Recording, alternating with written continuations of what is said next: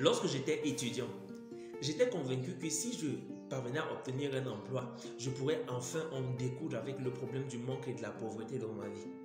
Avec la grâce de Dieu, quelques années plus tard, j'avais réussi au concours d'entrée à l'Institut national de la jeunesse et des sports. Mon rêve allait enfin être une réalité.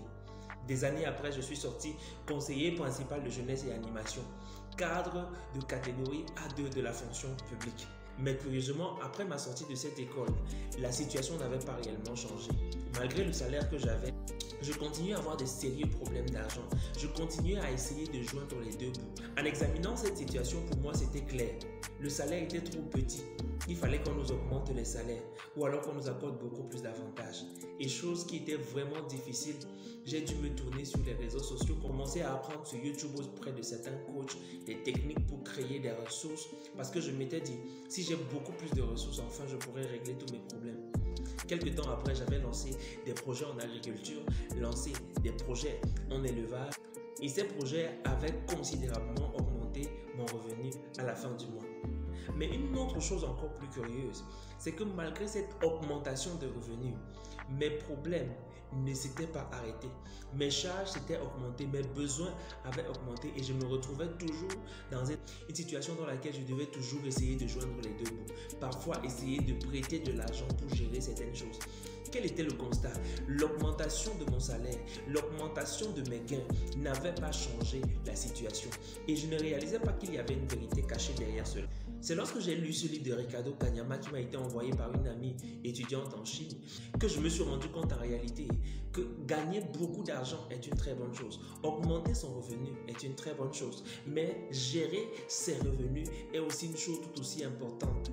Je me rendais compte qu'en fait, le manque et la pauvreté par lequel je passais n'était pas simplement le résultat du fait que je n'ai pas suffisamment d'argent, mais beaucoup plus le résultat de ce que je ne parviens pas à bien gérer l'argent. J'avais un mécanisme, un système de gestion qui me garantissait le fait de demeurer dans la pauvreté et qui me garantissait le fait d'aller m'appauvrissant. Dans cette vidéo, j'aimerais partager quelques vérités que j'ai reçues de ce livre qui m'ont profondément transformé. Apprendre à épargner 10% de tout ce que l'on gagne. L'une des différences fondamentales qui existent entre les riches et les pauvres, c'est que les pauvres veulent satisfaire tous leurs besoins avant d'épargner le reste, tandis que les riches épargnent ce qu'ils ont à épargner avant d'utiliser le reste pour satisfaire leurs besoins. En réalité, tous les hommes se débattent avec beaucoup plus de besoins qu'ils ne peuvent satisfaire. Ceci veut dire que s'il faut que tous tes besoins soient satisfaits avant que tu n'épargnes ce qui reste, tu ne pourras jamais épargner parce qu'en réalité, ce que tu gagnes ne sera jamais suffisant pour pouvoir répondre à tous tes besoins. Tu auras toujours beaucoup plus de besoins que tu n'as de ressources. Le principe est celui selon lequel il faut épargner avant d'utiliser le reste pour résoudre les problèmes. Que tu sois travailleur ou étudiant, si tu parviens à serrer le cœur et à mettre de côté 10% de tout ce que tu gagnes, 10% de tout ce qu'on te donne, la petite banque que cet argent va constituer est ce qui va créer le déclic dans ta réalité financière. Identifier les opportunités et investir l'argent que nous avons épargné.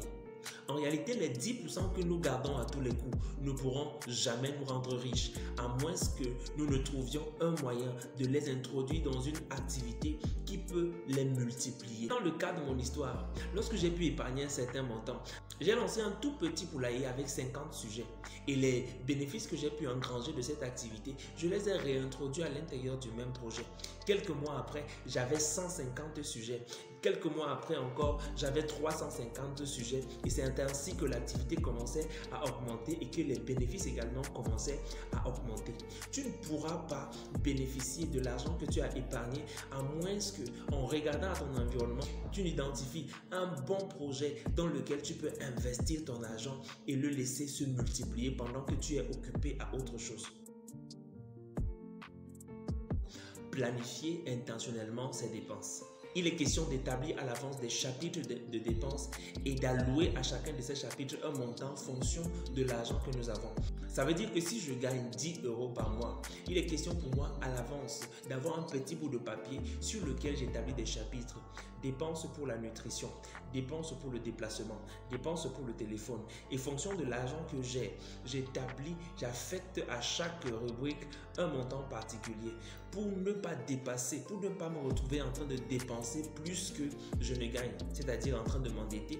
Chaque fois qu'un besoin se présente devant moi, je regarde dans quelle rubrique est-ce que ce besoin entre et je regarde le montant d'argent qui est disponible pour ce besoin. Et à ce moment, si cette caisse est déjà vide, je sais que je ne peux pas résoudre le problème qui se tient devant moi. Peut-être ce sera pour une prochaine fois. En réalisant cette planification, je me suis rendu compte que ça m'a tellement aidé.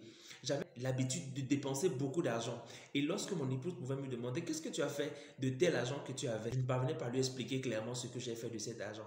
Parce que chaque fois que je marchais sur la route, un collègue m'appelait, me disait, gars, c'est chaud sur moi, s'il te plaît, est-ce que tu peux me trouver 5 000 là?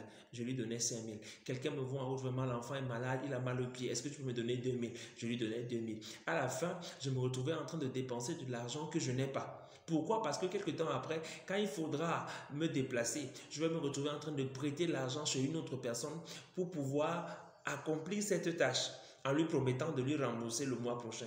Qu'est-ce que je viens de faire? À chaque fois que je dépense un argent qui n'est pas planifié, un argent qui n'est pas dans une rubrique, je me crée des problèmes. Et après, je vais devoir aller prêter de l'argent quelque part pour faire ce que cet argent était supposé faire. Alors que quand c'est planifié, je sais que par mois, j'ai tel montant pour la diaconie. Et si quelqu'un me pose un problème, je vais dans cette enveloppe, il me manque combien? Je retire un montant, je donne à la personne. Et si une autre personne me pose un problème et que cette enveloppe est vide, je suis tenu de dire à la personne qui me pose le nouveau problème qu'en réalité, je suis dans l'incapacité de t'aider parce que là, je n'ai plus absolument rien. Et c'est vrai, je peux avoir de l'argent, mais ce n'est pas l'argent pour la diaconie, c'est l'argent pour autre chose.